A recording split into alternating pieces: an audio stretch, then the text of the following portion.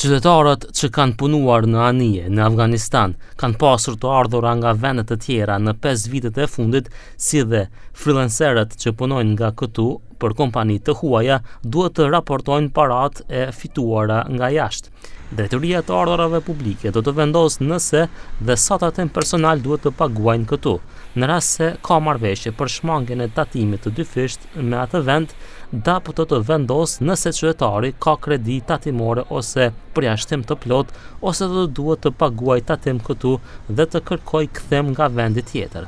Kjo u shpjegua në emisionin Biznes 21 nga drejtoresha e DAP, Elena Petrova, rreth kontrolleve të ardhurave të qytetarëve që punojnë jashtë vendit. Se vratивме до 2020 година наназад, затоа што нели толку се тоа е законскиот лимит во кој што можеме да постапуваме. Околу 7400 покани се упатени на граѓани.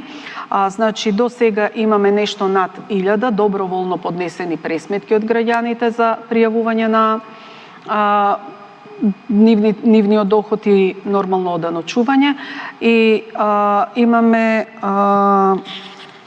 еве да ја проверам бројката, скоро 200 донесени даночни решенија. Petrova tha se ky është një rregull universal dhe të gjithë rezidentët tanë kanë detyrimin të paguajnë tatimin në vend.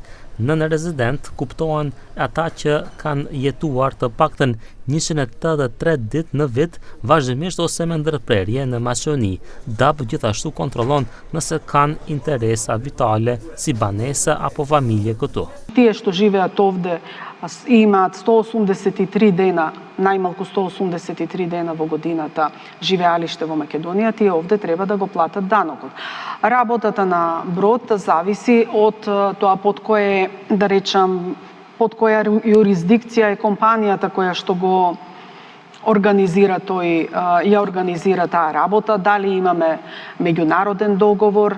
Deri tani ka reaguar një numër i madh qytetarësh të cilëve u ka ardhur ftesa për të shkuar te DAP.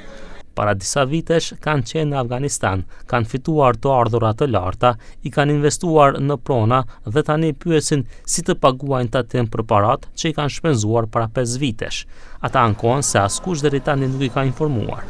Përveç këtyre të ardhurave, Petrova njoftoi se aksioni i radhës, edhe pse përfshihet edhe ky, do të jenë kontrollimet e qirave dhe kapaciteteve të akomodimit, sidomos përmes platformave si Booking dhe të tjera, për të zbuluar ku ka mangësi në pagesën e tatimeve.